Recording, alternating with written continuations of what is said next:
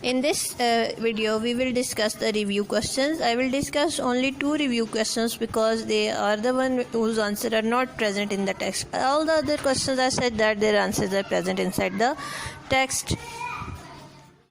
Question number 10.6 is draw a transverse wave with an amplitude of 2 cm and a wavelength of 4 cm. Label the crest and trough on the wave. Draw a horizontal line of 4 cm length. If wavelength is different, then you will draw the horizontal line of the given wavelength. After this, we have to divide the line in 4 equal parts. The length of the line was 4 cm. After every 1 cm, I have drawn a mark. Now this is first part of 1 cm, second part, third part, and fourth part. Each section represents equal length, that is 1 cm. The next step is at first mark and the third mark. I will draw a perpendicular of length 2 cm at mark 1 and 3. This perpendicular should be equal to the length of the amplitude. Whatever the amplitude is given here, I was given 2 cm, so I am drawing this line one in the upward direction, that is 2 cm. This is for the crest, and the other one has 2 cm point C in the downward direction. This will be our guideline for the trough. In the last step, you will take this point and you will join with this. Then you will come to the mark number 2. You will join this portion with mark number 2. Then from mark number 2 you will come to this top of this perpendicular. You will join these two, and then last step you will join this top of perpendicular with the line at the end of the line again.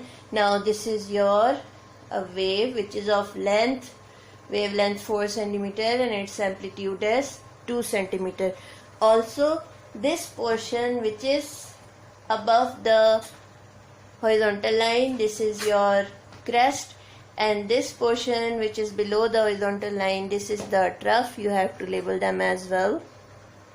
So we will label the crest and trough, and this is how we will draw the wave. Review question 10.10. Does increasing the frequency of a wave also increase its wavelength? If not, how are those related?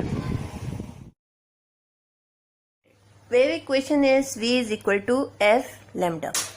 Now if I take frequency to the other side, it will take up this form. If I consider velocity of this wave to be constant, then you can see that take lambda to this side and this portion to the other side. We remove the constant, we get lambda is proportional to inverse of frequency. It means that they are inversely related.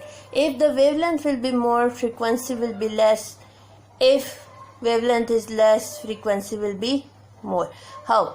Long waves take more time because they are lengthy to move, so their frequency will be less because it is reciprocal of time period. Small waves will be having less time period because they are small, they will move quick. So when we reciprocate that time period, we will get a value which is bigger, and the frequency of the waves with smaller wavelength will be bigger. Conceptual questions of the exercise.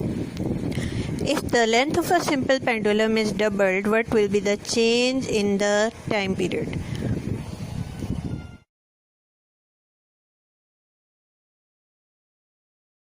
For the time period of simple pendulum is T is equal to 2 pi under root L by G. If length is L, then this is time period. Now the length is changing, it is becoming double. The time period is also changing, let it be T dash. Now the formula will be T dash is equal to 2 pi. Instead of length I will put 2L, so it becomes T dash is equal to 2 pi under root 2L by G. In the next step I have separated under root 2.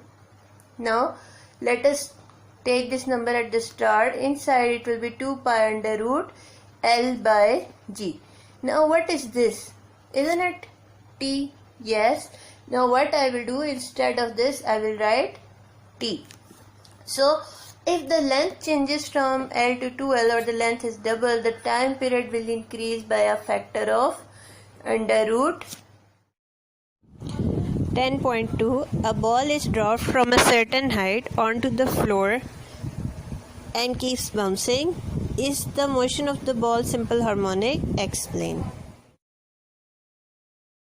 Now see, this is a ball which is falling on the floor and it is bouncing. There is, as you can see from the picture as well, there are no mean and there are no extreme positions. Also, there is no restoring force. There is no restoring force. The only force which is acting on this ball throughout is the gravity, which is all the time in the downward direction. And also it is not there when the ball is touching the floor. So when the ball is bouncing on the floor, it is not a simple harmonic motion because there is no restoring force. There are no mean and extreme positions which are definite.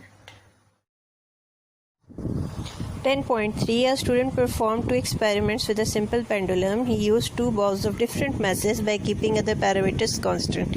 To his astonishment, the time period did not change. Why? 2 balls of different masses were used, but rest of the parameters were kept constant. For example, the length was the same in both the pendulums 1 and 2. The gravity is same, they are performed in the same place, and rest of other conditions are also same. Now there is no change in the time period of the pendulum. Why? What is the reason?